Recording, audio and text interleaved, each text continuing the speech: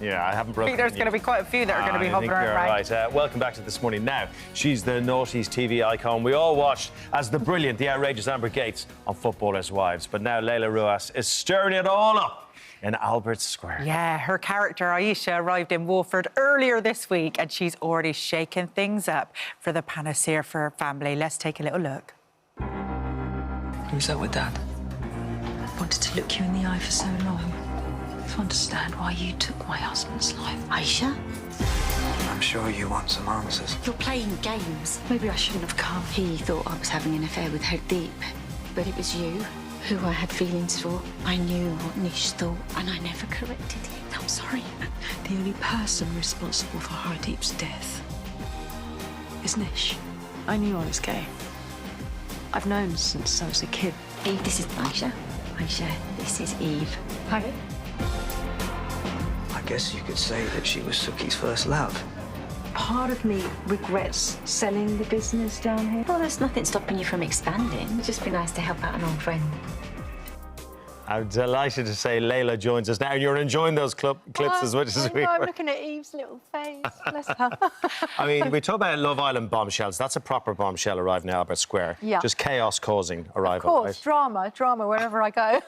What was it like, you know, going to Albert Square? What was your first day like? Because it's huge, it's absolutely massive, and it's been a big part of your life for a very long time, hasn't it? Well, I'm an EastEnder, so I remember the first scene in EastEnders. I remember, like, Dr. Legg going into like a basement apartment or something and finding a dead body. I remember that.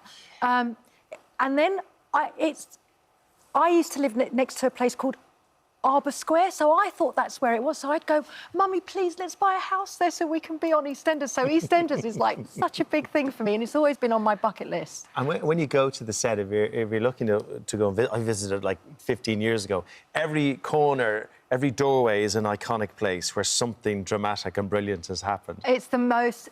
I was a bit overwhelmed. I remember I was doing a scene on the square, and I knew we were going to be on the square, but you have these little sort of golf buggies that take you onto set. And as we drove in and we parked, I was like, we're in the square. And he said, yeah, you know... I said, you know, you should have told me. I need to sort of prepare myself for this, because it does. It's just the Queen Vic, everything, the Chippy, everything. It's iconic. It is. Really It is, and you've exploded onto the square, and it's watched by so many people. What's the reaction been like? I know it's only a short amount of time, but what has the reaction been like so far? It's so weird, because I've done films with, like, big names. I remember I did a film with Heath Ledger. I auditioned with Hugh Jackman for Wolverine. No one cares. When you're going on EastEnders, everyone's like, Phil Mitchell. It's all about Phil Mitchell, Lacey Turner, all of these characters. So for me, it's just... And that's how I feel about it. I'm not bothered about, like, the Hollywood sets. This is, like, where it's really at. So I was really, really chuffed, really grateful to be there. Because a movie is great, but, like, it's a one-off. When you're on something like EastEnders, you're a part of people's weekly lives, aren't you? Yeah, your daily lives. Yeah, well, like you guys, you know, you're on their screens every day. So people are actually... It's taken just 1 week for people to call me Ayesha. Amber's well forgotten. She's gone now. Hilarious. Well, finished. Let's talk about Ayesha, because, you know, she's no sitting duck, is she? She's very... Oh, look. Oh, there it is. That's the Amber, sorry. Blood ran cold, right there. Blood ran cold. Let's talk about your character. Was it lovely taking on a character like that? Yeah, I think she's... You know, the thing is with Ayesha, she's smart, she's intelligent, she's independent, and she's really kind as well. But the thing is, EastEnders is much like Footballers' Wives. You just never really know, is this who she really is? Anything could happen, literally anything in that storyline. So taking her on, and they give you the freedom as well to develop your character. Although you don't have much time on set to perform, you do get time to talk about your character and just develop her. So that was really, really good fun. Well, we've got a little preview of Ayesha in action. Let's have a look at you. So where have you been? I kept in a mate's spare room. Because I was thinking all sorts. Oh, well. At least you weren't on your own. Looks like you've been well comforted. I think that's my cue to leave. Oh, you think? Don't, Eve. Do you want to maybe check upstairs, see if there's anything you've forgotten? I came here to check on my friend. But I think we know who the real enemy is. It's just a real shame that you think so little of the woman that you proposed to.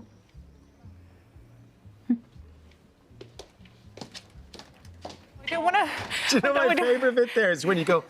That's the little And I do uppercut. that in real life. That's the other thing. So it just came out. It shouldn't have been there. I don't want to give any spoilers away, but I couldn't... You know, what's going on between them two? Well, they're just friends. Oh, really? Yeah, All they're right. just friends. That's all I'm saying. Not giving too much away there. Like, No, very they're good. close friends. I mean, you know, you've got to remember they were neighbours, and she's come in. Nish is dying, so it's a lot for Ayesha to take on. But there's that sort of familiarity with Suki's character, and so I think it's she's found, and they've both changed their lives so much since they last saw each other. So Can there's we that reminisce? Can we reminisce? connection. I know right? where you're going with this. Boys and girls, before Ted Lasso, there was Ted Lasso's naughty younger brother called Footballers' Wives. Absolutely. Oh, it was just so different and so out there, wasn't it? It was completely outrageous and it was so much fun. The characters were absolutely mental. I was a complete bunny boiler and I absolutely loved it. You could go anywhere. You could go as far as you wanted with the character because in Footballers' Wives land, it worked. Everyone believed it. I mean, I was digging up my dead baby with a champagne bucket, as you do. You know, And it's back on ITVX now, so everybody's talking about it again and everybody's watching it. Are people stopping you as Amber as well? always, always. It's like you're in Iceland and they're like, what are you doing in Iceland? You should be in Waitrose. Like, what are you shopping in here for? But it was just, no, everyone, it's Amber Gates. I'll always be Amber Gates. Because you haven't changed a bit. You don't Thank look you. any Honestly. different. You Thank do not you. look... I turned around, I thought, God, you just look exactly the same. Oh, thank you. That's very kind. How much laughing did you do on the set of Footballers' Wives? Always, always. We'd get the scripts and I'd be phoning up the producer going, we can't do this. This is outrageous. And like, well, that's why we're doing it. So you'd read these scripts, the lines, acting it as well. Me and Ben Richards, we'd constantly be just like take after take because we just couldn't stop laughing. Some of the things are just crazy. You've taken on some of these huge roles. You've played these really powerful women, incredible roles, and roles that we all remember. But you're very big into manifesting, aren't you? Yes. You spent quite a bit of time in India. I lived in India for 7 years and I didn't know I was manifesting, but I always used the practice of manifesting. And I remember being up on the Nepalese border, the Tibetan border, and we were stuck there because there was a landscape. And I really got into Buddhism, and I just spent time with the monks there. And I thought, I really want to meet the Dalai Lama. So I manifested that. And a month later, I was in the same room with him. He blessed me. So I was like, this works. This really works. So I didn't put the title to it, but it's the same practice. How does your manifestation take place? What are you doing? So you're imagining something you want to Well, there's happen? many steps before you start imagining. You've got to get rid of the self-doubt, the self-limiting beliefs. That's really hard work. And then you've got to, visualise it. And what happens is your subconscious wants to please you. It wants to help you. And so you start doing... It's not just about sitting there and thinking about things and they'll happen. You actually start doing things. It's a very active practice, but it works. It's a science. OK, so it is a real thing, because even subconsciously, you're taking the steps towards that end goal. Yeah, because you've got rid of that self-doubt as well. And you're worthy of it. You've got to believe that you're worthy of it.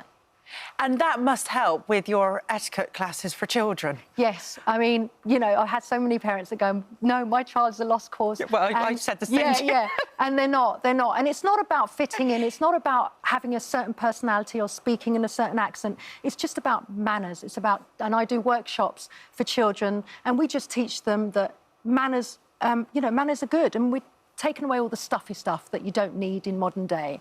But we teach them about introductions, how to introduce yourself properly, because a lot of people think it's like, oh, nice to meet you, but that's the wrong way to introduce yourself. Table manners, what you do at the table, what you should and shouldn't do. And it's really, it gives them so much confidence. I went to military school and then went into finishing school. So the confidence I got from finishing school, though it was quite stuffy, was just I could walk into a room in any country and know what to do, and I think it's great for confidence Would building. you mind spending 10 minutes with the crew here after the show, because you can Yes, see what happens after a Phil Vickery cream I noticed a few of them. I've got Honestly. their names down. Get you lot sorted out. Oh, absolute pleasure to meet Good you. to see you. Oh, thank you. Yeah. Thank you for having me on. Yeah, congratulations in your role. Thank Good luck you. with Brilliant it. stuff. Good